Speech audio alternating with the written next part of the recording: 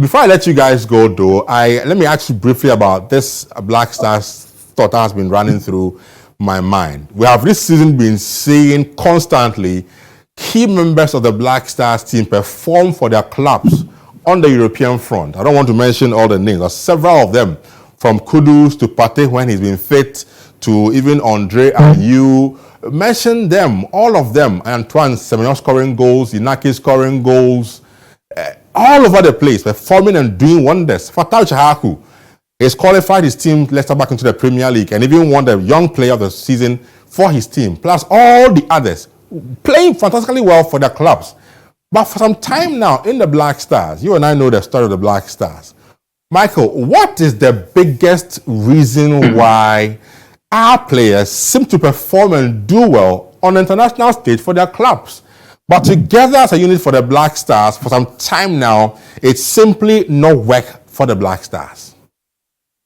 Ben, I think one key factor to maximize performance is the environment you create. Okay. Definitely, if you should create a solid environment, it's an environment where players are able to express themselves, an environment where there's so much honesty, environment where there's so much healthy competition. I use the word healthy competition in this particular aspect. Okay.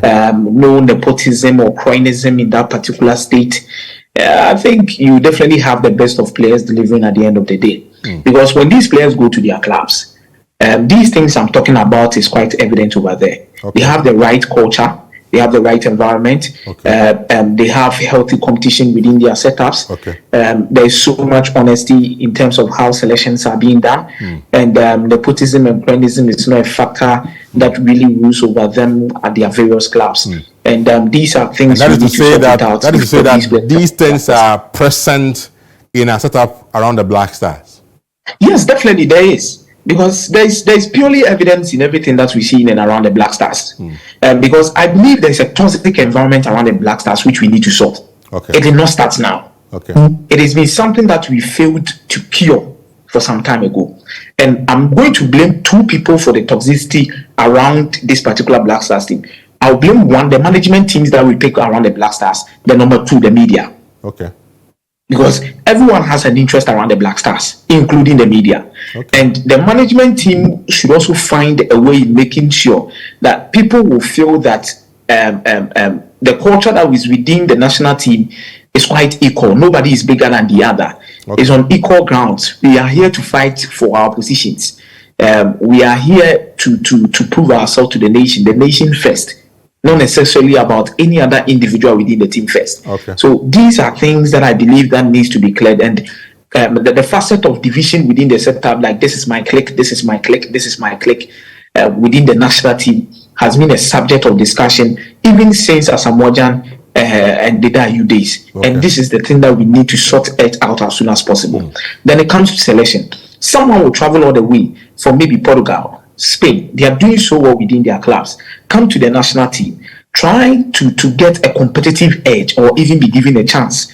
The person will come back, just sit on the bench, not even part of the match day squad. Then travels back. You know, it's kind of a little bit hectic, especially when you know that the one who is playing or the one who has taken your place on the bench is not better than you, not having a better season than you, and at the same time, even within the Black Stars, not training better than you.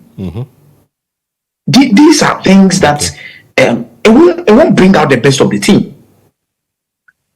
Okay. Then you look at some selections that we do. Okay. You know, personally, there were huge questions that were even asked when we went to AFCON. The landing was around in terms of selection of players, because we were training for some of the games. We saw the first 15 minutes of some trainings. You watch some players, you watch the attitude and everything. You wonder, why are they not even on the bench? Why are these players not even playing? What is happening? And these things does not create a good mentality within the setup. Okay. And I believe the fans, Ghana Black Stars fans, the citizens should also do better in supporting most of these players too. Okay. Because I believe one mistake and you are dead in this country. Interesting one. Thank you very much. Yes, okay. One mistake and everything is just gone. Okay.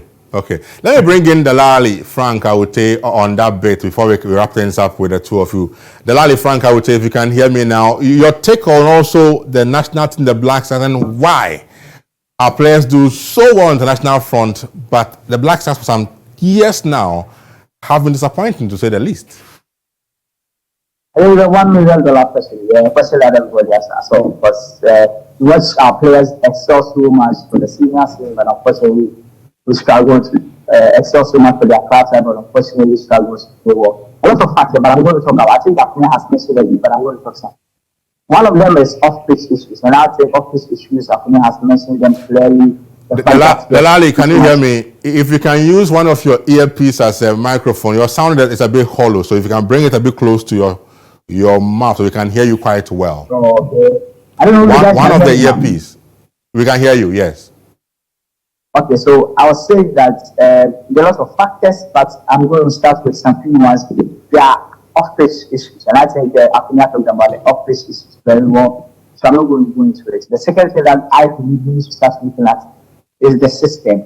And I also say, and I'm saying the system because we need to be conscious and very delicate in how we get our players, play a system that prepares our players and how we do very well. And that's why I have always had problems with Chris Fitton and how he prepared our national team. He had a system that didn't bring the best of our players.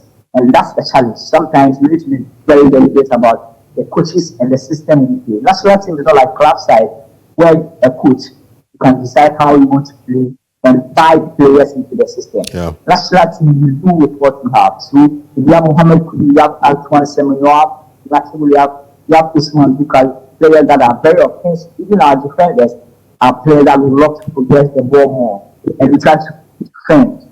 And we give defending responsibilities to the national team. So you give a back pass and give the ball to the opponent and score. If you give defending responsibilities to Usman Bukari, you dribble all the way and go and dribble his goalkeeper and give it to the opponent because that is not his strength. So these are the key things. Look at Partey, for instance. He was struggling with Partey, what fits into Leicester City, and he's excelling. Yeah. The difference is the system and the coach making efforts to bring the best out of them. As a national team, we need to be very deliberate on how we want to play, looking at the players we have, the quality of our individual players. Okay. There's no way still wake up one day and say they want to play like the Italian national team. Okay. Because their players are trained to be skillful, possessive, don't go and defend. Same as the Italian national team, don't go and score opponents 10-0. They are drawing, defending, rely on counter and score. This is very delicate on how we can get our best players to excel. And most of it will be dependent on the head coach and how we play. Looking at the available players he has and getting the best out of them. Okay. Let me appreciate your time so much with us. Delali, Frank, I would say thank you so much for that. Obviously, he's a content producer on YouTube. Follow him, subscribe to his content or YouTube channel and help him out. And also, my man, Michael Akomia Jemfi, Sports Messiah of Sompa TV and Radio in Kumasi. Thank you guys for your time with us on GH1 this afternoon. Grateful for your time with us. And those are my men on the grounds, Michael and also Delali, Frank, I would say.